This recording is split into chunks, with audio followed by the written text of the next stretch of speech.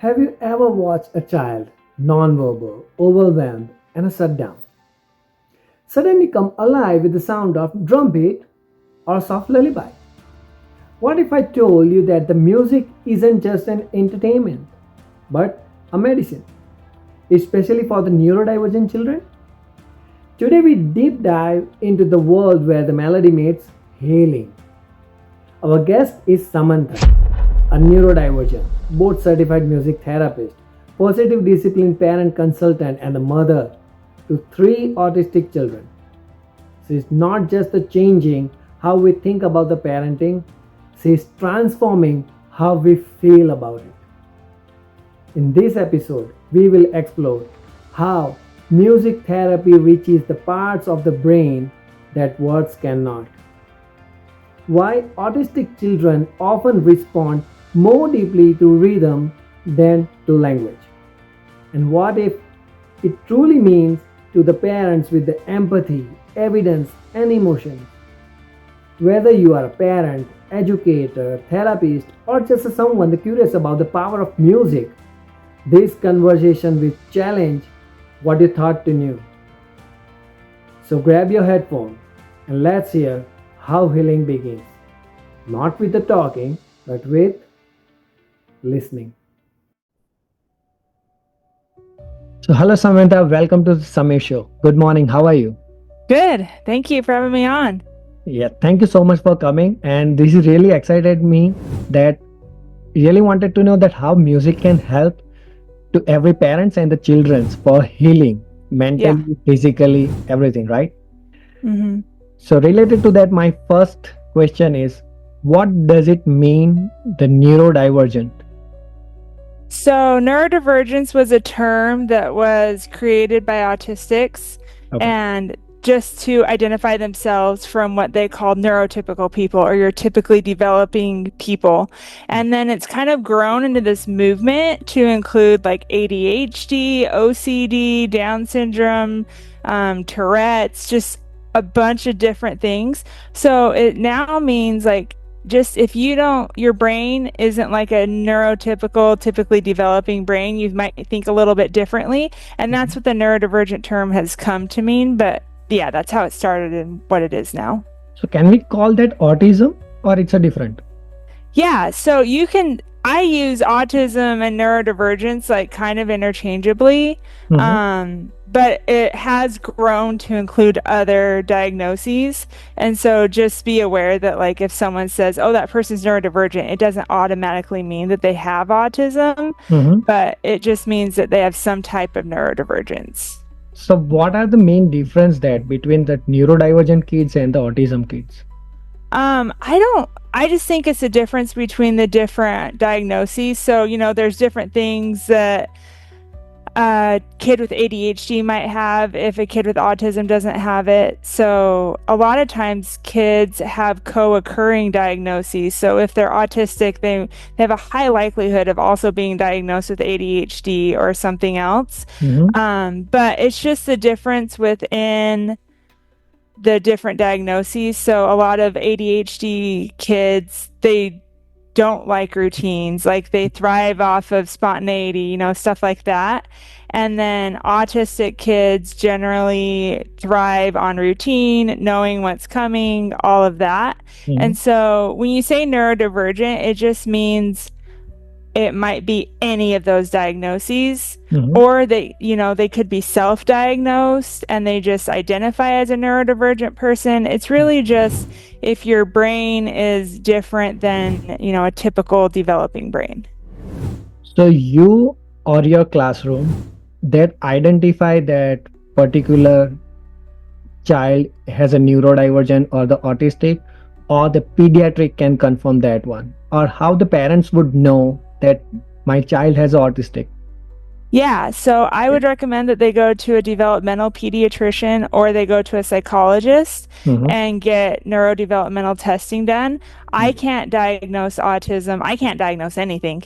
Um, and then a pediatrician can diagnose ADHD and oppositional defiance disorder and things like that, but they can't diagnose autism and other things. Mhm. So if you want a full picture of what's going on with your kid, I would go to a developmental pediatrician Okay. or a psychologist. Oh, okay. So whenever the parents comes to you, as you are expert in the musical therapy, right? As per your profile, how would parents know that you can help them to develop the brain of their child? So, just looking at music therapy research, looking at different music therapy things, like the American Music Therapy Association has a bunch of good information. So, that's musictherapy.org. They can look at that. And music therapy works on cognitive skills, emotional, social, communication, and motor skills. And so Okay. we're just using music to work on increasing those skills. Mhm. And your child doesn't have to be a musician. They can just maybe appreciate music or like music or, something like that. But they definitely don't have to be a musician. It's not doing lessons. It's really just using music to work on those non-musical goals. Mhm. And so if you think your child might have an interest in music, then music therapy might be a good option, where other therapies might not be a good option for them because maybe they are not focused in them, maybe they're not paying attention. Or music therapists can also work with other therapists. So I've worked with speech therapists, I've worked with occupational therapists and physical Mhm. therapists, just doing sessions with that other therapist, because music engages more of the brain than any other stimulus. So if the child isn't making progress or they're not paying attention, then music might be a good thing to bring in with the help of the other therapist to work on those goals. So are you working with the psychiatrist also, that when only for the observations, that what are the changes has been improved into that child while you giving the music therapy to the child?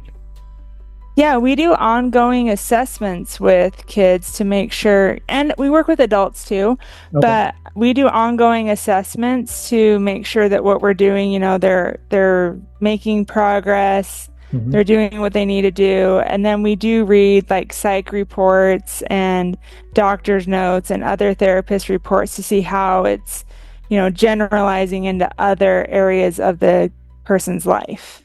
Okay. So what are the misconceptions that every parents have about that neurodivergent kids?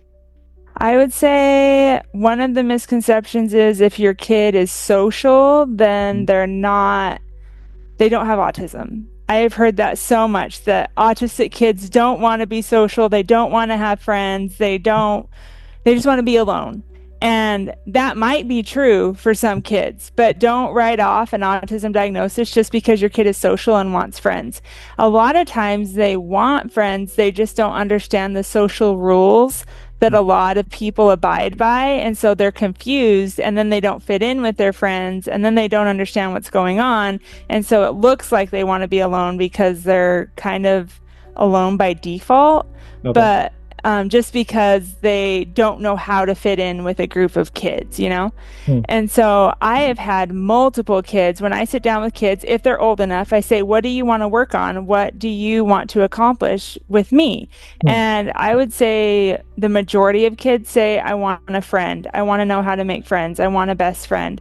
And so that's what we work on. We work on social skills. We work on like concrete thinking versus flexible thinking. And so when they're in a group of kids and something doesn't go their way, they're able to just relax and go with it instead of being like, well, no, that's not the way it's supposed to be. Or, a lot of autistic people, they're very rule oriented. And so if someone's not following the rules, that bothers them and they're not able to let it go. Yeah, agree. So we work on stuff like that Mhm. to help them just be able to be with their peers and not necessarily fit in, because we want them to maintain their personality, their neurodivergence, but we just want them to be able to interact with peers in a way that's comfortable for them and comfortable for their peers. So what are the generally that age of group that I I have worked with people all the way from 6 months old clear up to like 80s, 90s, but Hmm. I would say the majority of my clients are between the age of 3 and like 12. Okay. That's when most parents seek support when they're, and then they get into middle school and high school, and kids just get so busy that they're not really into doing music therapy anymore. But but yeah, that's the typical ages that I see. But yeah, I've seen kids from 6 months all the way up to 80s, 90s. But how can the parents make sure that I agree that the 6 months is a very small baby, right? How can Yeah. parents assure that my kid has autism? It's Yeah. because the brain is developing, still under the development. How can we make sure that he has autism? I would say don't assess for autism at that age. Exactly. The kids that I've seen at 6 months were kids that had like epilepsy, like a severe form of epilepsy, Okay. and they had to have a surgery that kind of shut off half their brain. And so like half their body wasn't responding appropriately. Mm-hmm. And so we use music therapy to make new neural connections in their brain to help that part of the body function as normal as possible. Oh, okay. Okay. So whenever the parents comes to you, what are Uh, their expectations? so different parents have different expectations. Parents' expectations when they come. Hmm. A lot of parents, a misconception about music therapy is that it's just a fun therapy to de-stress and just have a good time. They don't have any real expectations to increase motor skills, increase communication skills, social skills, any of that. They just want their kid to have a fun time in therapy. And so that's really easy to meet those expectations. But I try to educate parents and say, no, like, while it's fun, like, I want the kid to have fun. I want them to feel like they're not in therapy, but Mhm. we're working on those motor skills and communication skills and social skills. We're working on all that stuff. Mhm. And so then it's really cool to see when the kids start making progress in those areas and the parents can see that, oh, they are making progress in these areas. It's not just a fun time. Yeah. So I would say, but the majority of parents just want their kid to have fun and use music in a fun way. Okay. So the parents can also support the same therapy at home also? Yes. So I even work with the Music Together program for the younger kids. Mhm. And Music Together is just a program for any kid that's between the age of 0 and 5. It's like a mommy and me class. Okay. But then they took their curriculum and they put it into therapists, like therapy. So it's music together within therapy. So the parents get a songbook and they get access to the music so that they can do the things that we're doing in therapy. They can do that at home Hmm. and use the music and do the activities that we're doing in therapy, and they can practice it at home when I'm not there. Okay. That's really interesting. Yeah. Yeah. So you already wear so many hat like therapist, parent consultant, neurodivergent parents. What happens when all your old children doesn't respond that tools that you are teaching? That happens a lot and it's very frustrating. Yeah, yeah. Did you get? Yeah. So I actually was super excited to, use music in my kids' lives and all of that. And when my son was born, he didn't like music. Oh, Anytime we listened to music, he would cry. oh my I God. took him to like music time at the library and we did a music together class and he just cried through the whole thing. So I was like, okay, this is Not for not for him. yeah. And then it wasn't until second grade. Well, he started liking some songs, but he only liked his songs. And one of them was the Cops theme, that bad boys, what you Yeah, gonna do? yeah. Hmm. He loved that song. And so we listened to that like on repeat. It was so funny. But I'm like, why do you like this song? And then he liked the theme song from Top Gun. And so Okay. we listened to those two songs, and those two songs were like the only music that we could listen to. But in second grade, he got into the euphonium, which is like a small tuba. He really wanted to play that. And now he's in band and loving band. And so it just took some time. I think music was too overwhelming for his system when he was born. Yeah. And so we just had to find ways to use music that worked for him. But yeah, like everyone's like, oh, do you do music therapy with your kid? I said, no, because he hates music. But that was just really interesting. But when things don't work the way that, what I teach people or, my go-to strategies, you just have to get more curious about what's going to work for your kid. And so I really like something that Dr. Matt Zakreski said on my podcast. He said, get curious, not furious. I agree. So when your kids are acting a certain way and you're not a fan of that, then get curious about why they're acting that way, because all behavior is communication. And so, we found ways to help my kids, and it's just about getting curious about what works for them, experimenting on what works, what doesn't work, and just, trying different things. So what are the best qualities that you find in autistic children rather than in the common children? I would say just they are very curious from what I've seen in my own kids and the kids that I work with. They are very curious and they want to know why. And sometimes, when they ask why and they don't accept my answer, it gets really frustrating. But I really appreciate that they will do things that I ask them to do if they understand why. If they don't understand why, they probably aren't going to do it because it doesn't make sense in their brain to do it. But I really appreciate that they're looking for those answers, trying to understand how things work, trying to understand why processes work the way they do. So whenever you give the answer, let's say about that why, sometimes they are not satisfied with that particular questions, right? So they are getting overwhelmed. They're getting frustrated. So do they repeating things again and again? Yeah. I will tell them the answer. My daughter does this all the time. If she doesn't like my answer, she'll just keep asking why.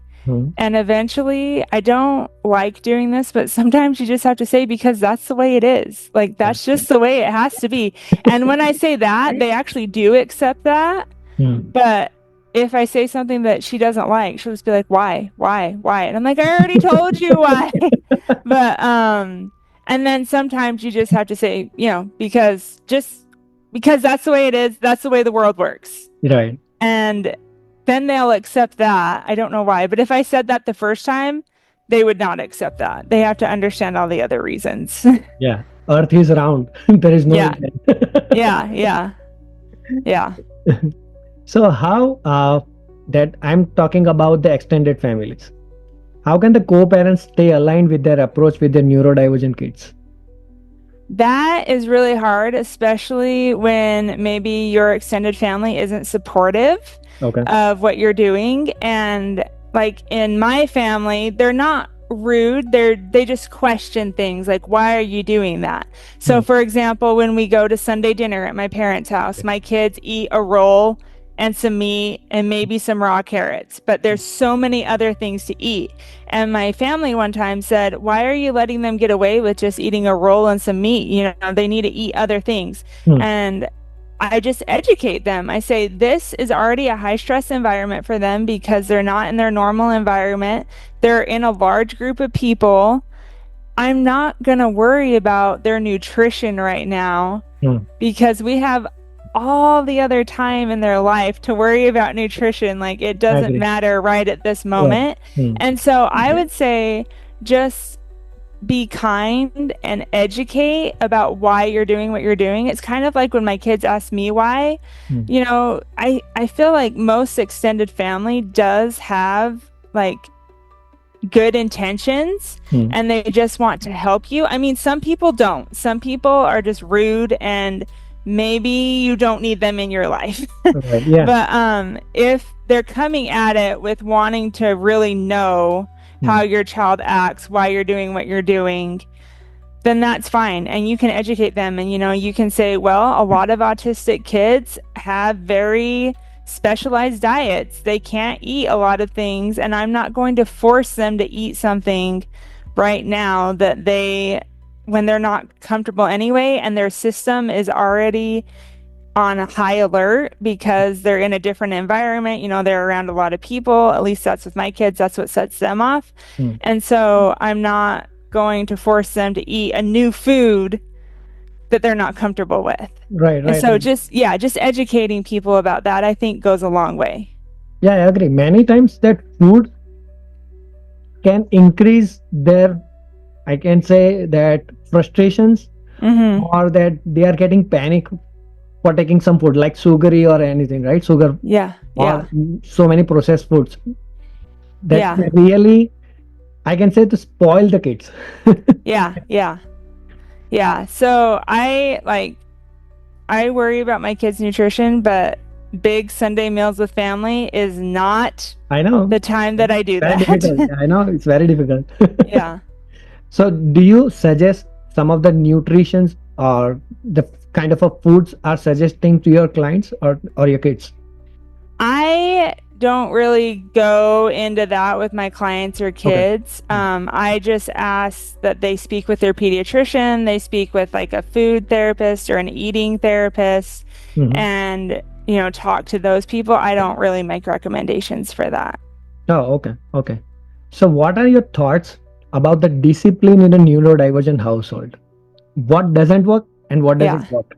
Traditional parenting methods like punishment definitely do not work. I agree. Research shows that punishment might work in the moment, but you're going to have to keep punishing over and over and over again, and you're not going to get the result that you want.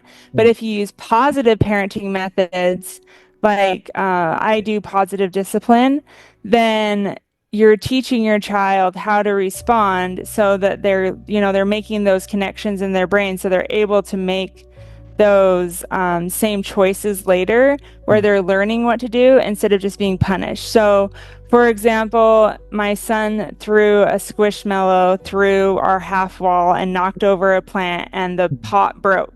And instead of just saying, go to your room, you're in trouble, you're grounded, whatever, I said, okay, you knocked this over. What are we going to do to clean it up? What are you going to do to replace my pot? And so he had to do some chores, to earn the money to replace my pot. He helped me clean it up. And I said, what can we do next time so this doesn't happen? And then I looked at his behavior, before he threw the squishmallow, and understood that, he was just really excited and he just got overexcited. And so how can I help him kind of regulate before he hits that point where he's overexcited?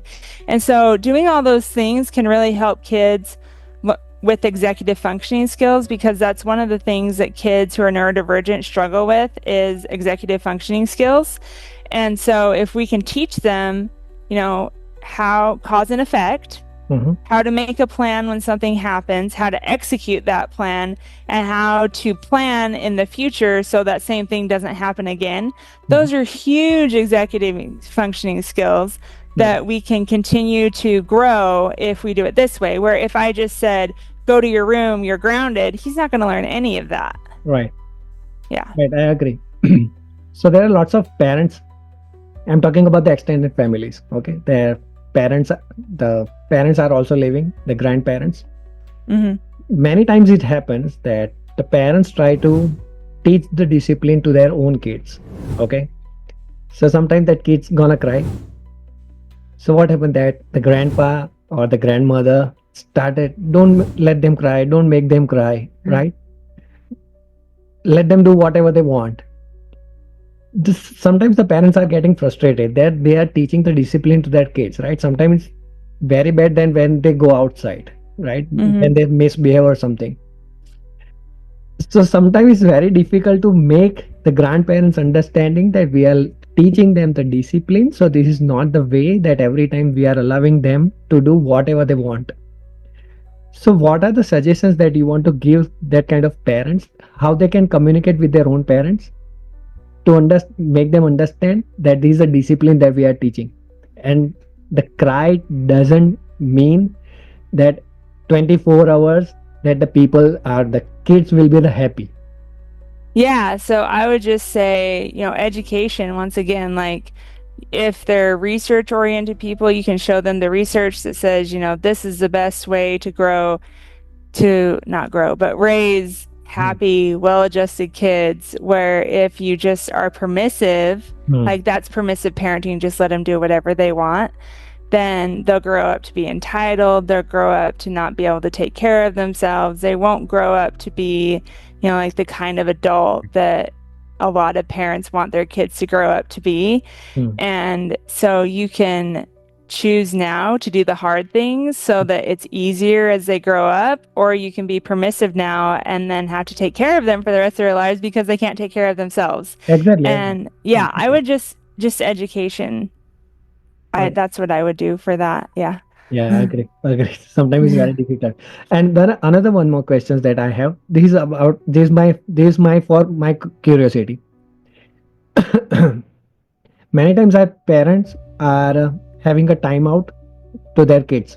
Sometimes they are misbehaving, or just make them understand that what they have done. Do you think the timeout could be the great things for the discipline for the kids? I don't think that if you put your kid in timeout, they're going to go think about what they've done. That's not, like research shows, that's not what happens. I think that you should have like a sensory corner maybe, or a sensory spot where if they are escalating, you can say, hey, looks like you need to take a timeout, but make it like a positive timeout. Not that they need to go think about what they've done, but they need to go self-regulate. So they can go in that corner and, you can have sensory things like squishmallows or pillows or things to look at or things to squish or something like that. Just whatever helps your kid self-regulate when they're overstimulated.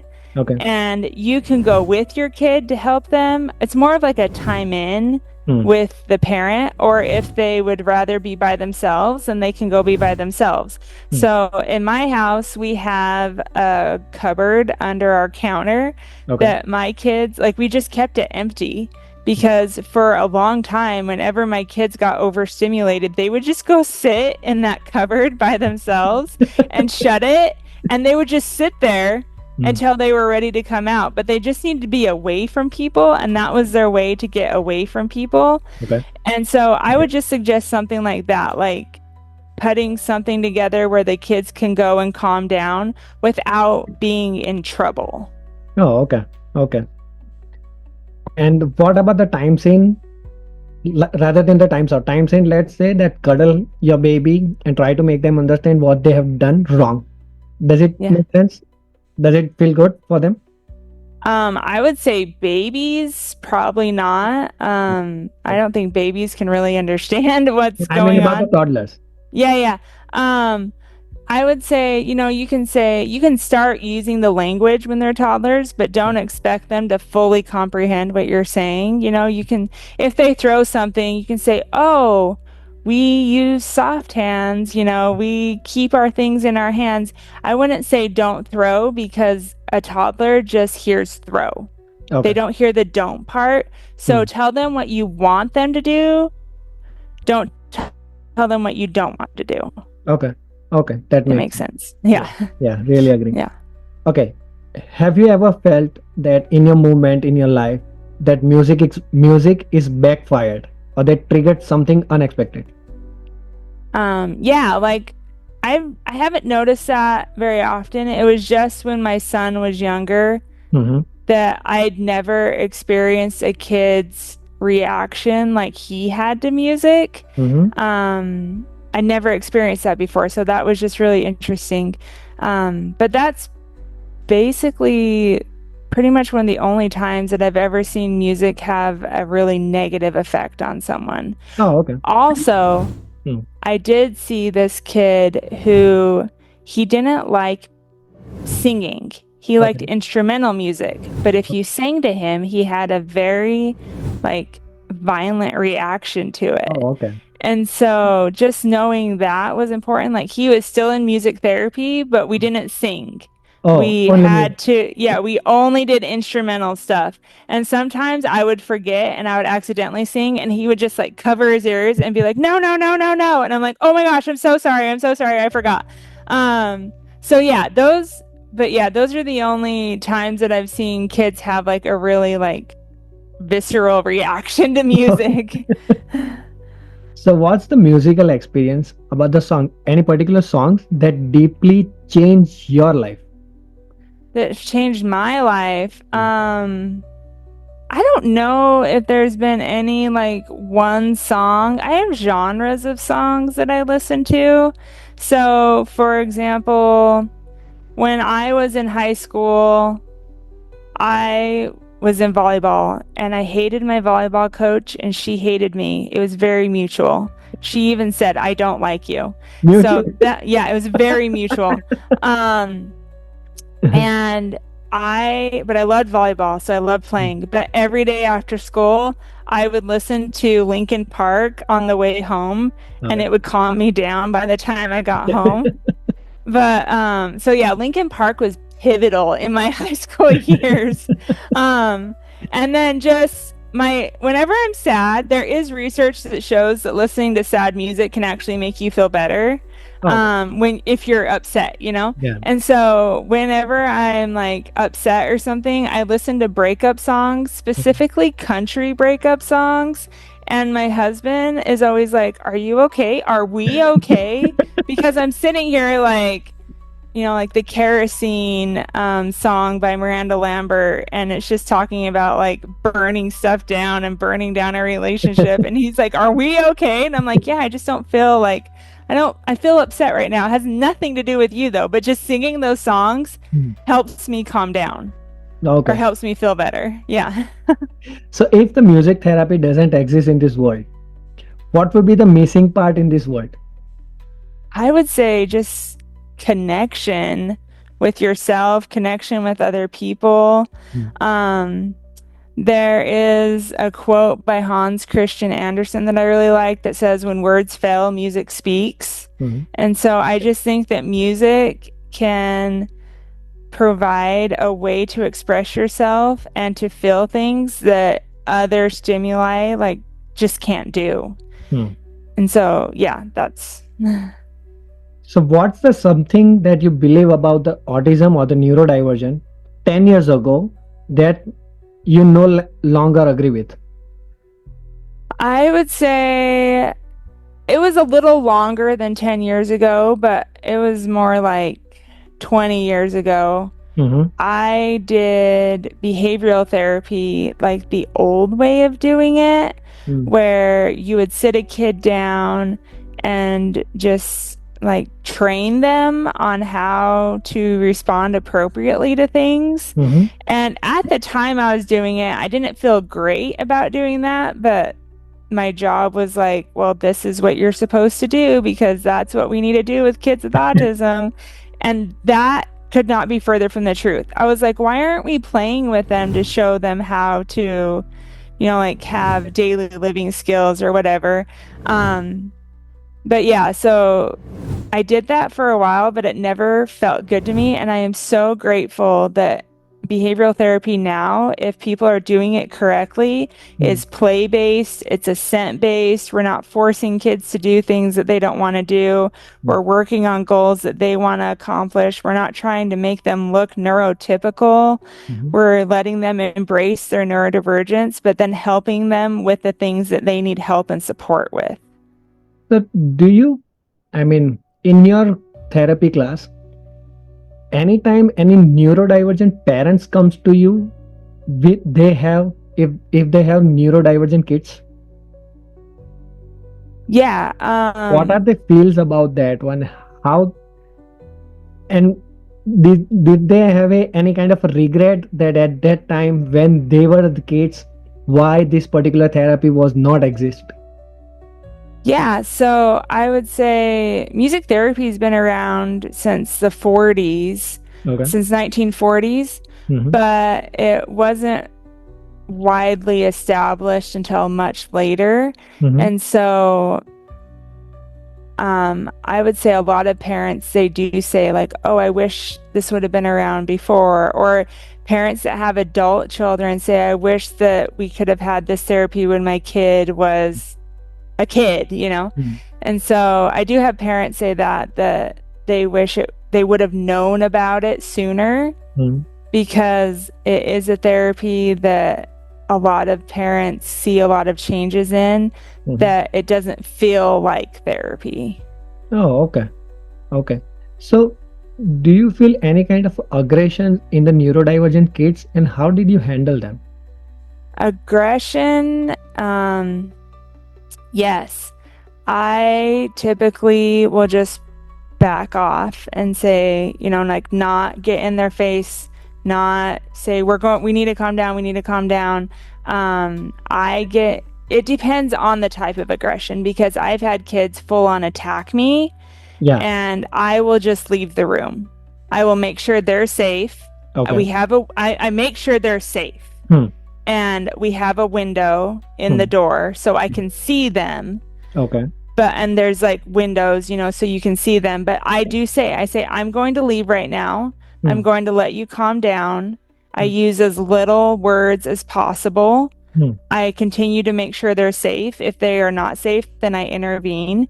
But the best thing you can do is not use very many words. Help them calm down the way that they need to. You know, sometimes when a kid gets aggressive, I will just play music on the guitar, and that helps them calm down. I will stop talking and I will just play music on the guitar, and that helps them calm down the way that they need to calm down. If, like, most of the time, the aggressive kids that I have will just like hit me once. Okay. Like yesterday, I was working with this girl and I said it was time to sing goodbye, and she didn't like that, and she hit me in the leg with a drumstick, and I was like, what the heck? Like, what are you doing? And so I'm just like, oh no, thank you. We use safe hands, or, you know, whatever. I just say, oh no, thank you when that happens. But I have had kids like full on attack me before, and you kind of have to use other measures when that happens.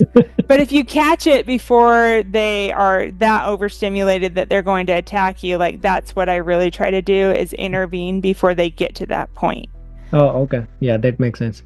So suppose if you are allowed to create a school from the scratch for that, especially for the neurodivergent kids only. Yeah. What would be never allowed inside the classroom?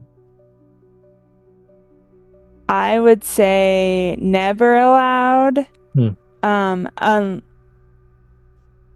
I would say restraining kids. Okay.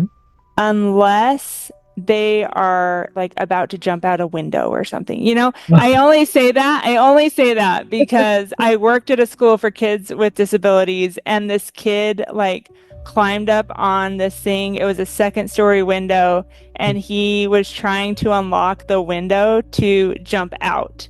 Okay. And so, like, if that kind of thing happened, then obviously you have to grab the kid, you have to get them to safety. But other than that, like, I have seen people use restraints on kids that were not needed. They were just, you know, they were overstimulated, they were reacting that way, and the person didn't like it and wanted them to calm down, so they just grabbed them and restrained them. And that has no place in therapy or schools, I feel like. Okay. And this is your personal question I'm asking. What are you still working on your own parenting, or the self-regulations that you are not proud of, but the brave enough to share? Yeah, so the other day, this just happened the other day, and I reacted very poorly. My son asked if we could play the quiet game, because I don't know why my kids came up with this game where they decided that if they stay quiet in the car, then I have to give them $1 when we get to where we're going. And I'm like, whatever, like, if you want to do that, you can do that. But my one son, he always says, okay, pause game, and then he'll talk. And I'm like, that doesn't count. Like, if you say pause game and then you talk, like, you're not playing the quiet game. And so I just said, that doesn't count. I was like, if any of you talk, you don't get your $1, you know? And my son, I should have said, unless there's an emergency, because we got to where we were going and it was like an hour drive and he had peed his pants. Oh my And I God. was like, why did you do that? And he was like, well, I had to go to the bathroom really bad, but I really wanted my dollar. And so I didn't Oh I my. couldn't I didn't say anything because I wanted my dollar. And I was like, oh my gosh, like what are you doing? And I did not react appropriately. I didn't yell at him. I'm like, you are not getting your dollar. Like that is ridiculous. Why would you do that? And then he started crying because he just You wanted a asked me dollar to. and that's why he didn't say anything. And so then I did apologize. I was like, I am sorry. I just like it was just going through my brain like, oh my gosh, your car seats, like my, you know what I mean? Like I didn't know if the pee had gotten into like the floor or how much he had peed. And so I was just thinking about that and I just reacted, you know? Okay. And so I did apologize. I said, I am so sorry. You still get your dollar.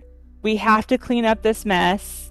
Next time, let me know if you have to go to the bathroom. So yeah, that just happened the other day, and I was like, "What is happening right now?" Really? So, yeah. Thank you for sharing this. Yeah.